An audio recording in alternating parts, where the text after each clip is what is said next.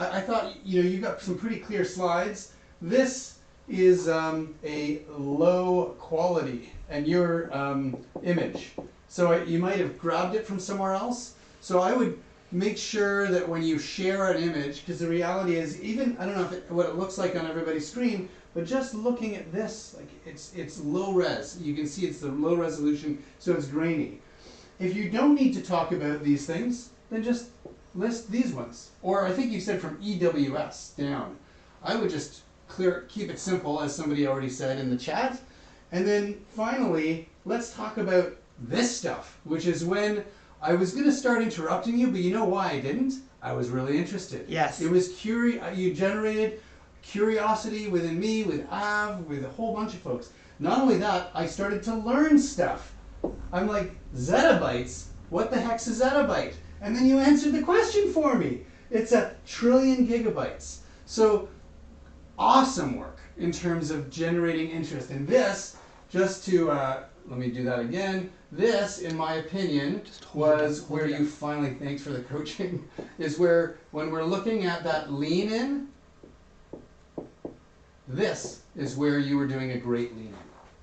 But you started a little bit earlier talking about the setup for it. And I'm not sure if you need to do all that before you get to this. Now, what if you talk about the setup after the lean in? What if you come in and say, why is there an information problem? Here's the zettabytes, this one. By the way, my name is Michael. I'm with Rico. This is what I do. What if you just switch that around? Exactly, exactly. So imagine you started with us, we've got an information, not why is there. We are facing an information problem. And in fact, in my TEDx talk, you can find it online, I start with this very idea. We are in a communication epidemic, is what I say.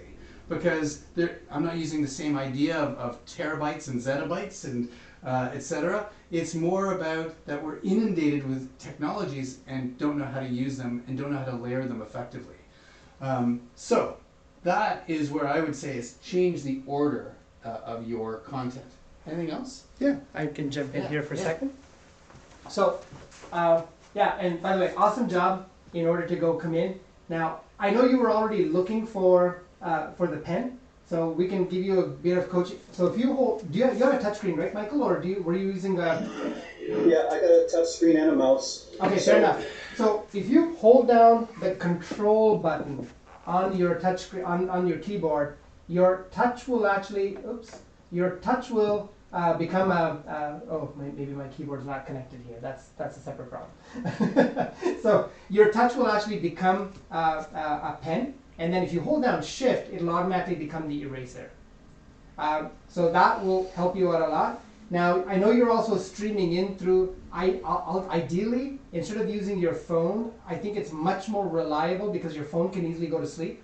If your phone goes to sleep, then the whole thing will, just set up a webcam on the side. I actually love, how many people agree? I love that angle where Michael, yeah, that's a fantastic angle. Like, that gives so much more gravitas than the laptop camera. And by the way, me and Nick were giving you a thumbs up because so many people don't realize how poor their camera placement is on the laptop. So good on you for understanding and realizing that. So if you just moved your camera up slightly, or you had a secondary camera on a stand, you would do an amazing job of actually looking over and interacting. So just buy yourself like one of those Amazon tripods and then put a camera on it. Like, these things are $20.